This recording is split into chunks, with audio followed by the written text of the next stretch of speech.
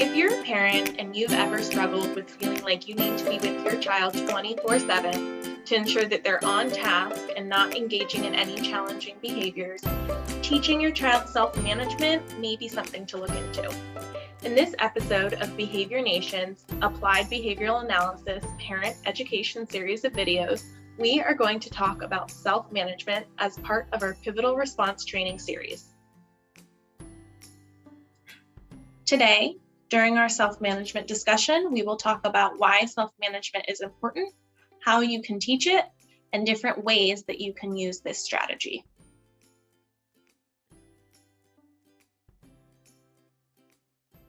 Self-management is an important skill for your child to learn.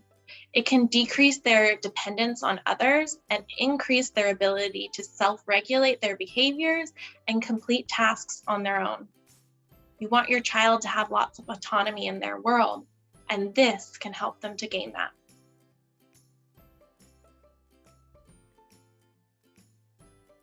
Before you start teaching your child to engage in self-management, there are several steps that you should work on first.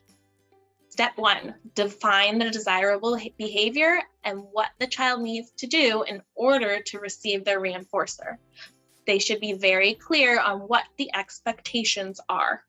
Next, the teacher should know how the student is responding before setting up the criteria.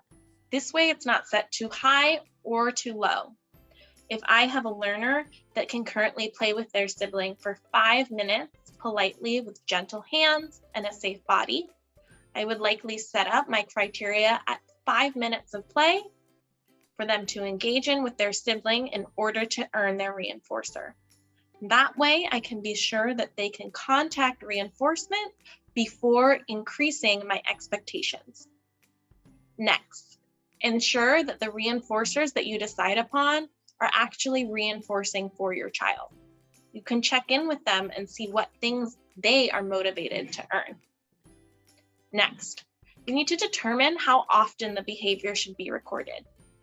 If I am working with a child to engage in appropriate behavior for a set period of time, how long do they need to engage in that behavior? If I'm working with a child on completing various tasks, when do they need to finish the tasks by? Next, decide on the self-monitoring system that you will use for your child. Moving on to how to teach self-management. You want to start by teaching the difference between the desirable and undesirable behavior. Ensure that you are very specific when you teach this. You want your child to understand examples and non-examples of the desired behavior so that they know the difference. Next, you want to teach your child how to record their behaviors as either successful or unsuccessful.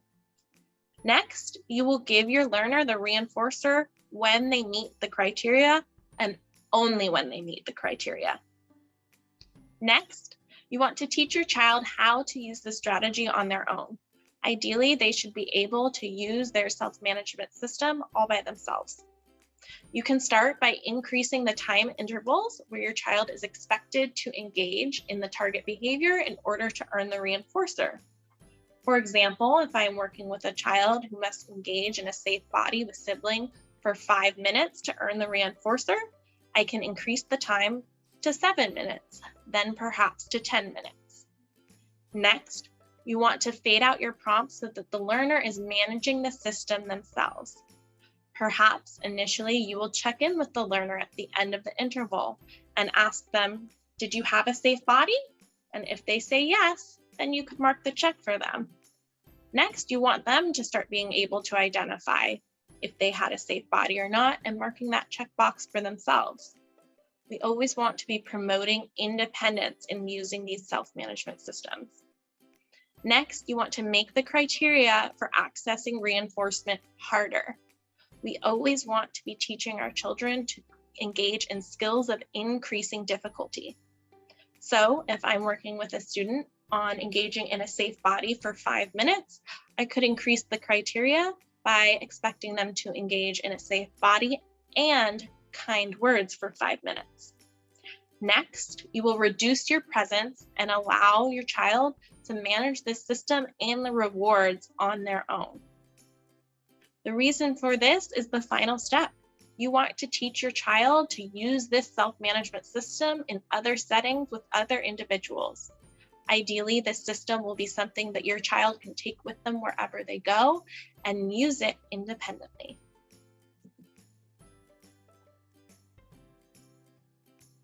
Finally, moving on to the different types of self-management interventions that you can teach your child. Each child will be different and may respond differently to a different system. One method is by using a behavior contract. This method is very similar to what it sounds.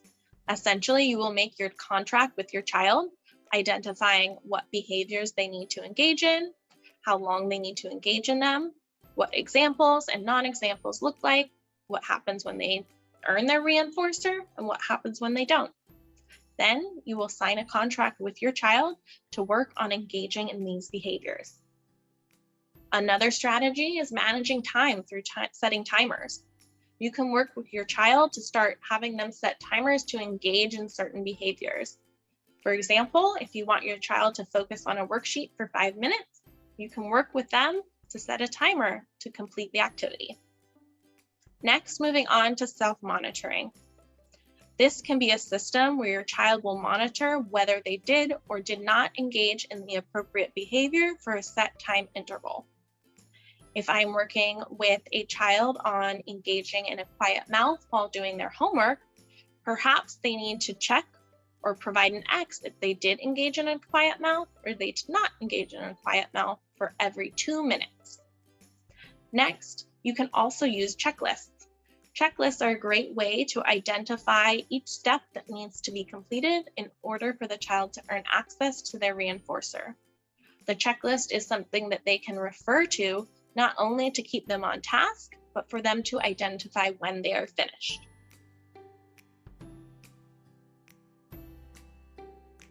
Thank you so much for watching this episode of Behavior Nation's Parent Education series of videos focusing on self-management.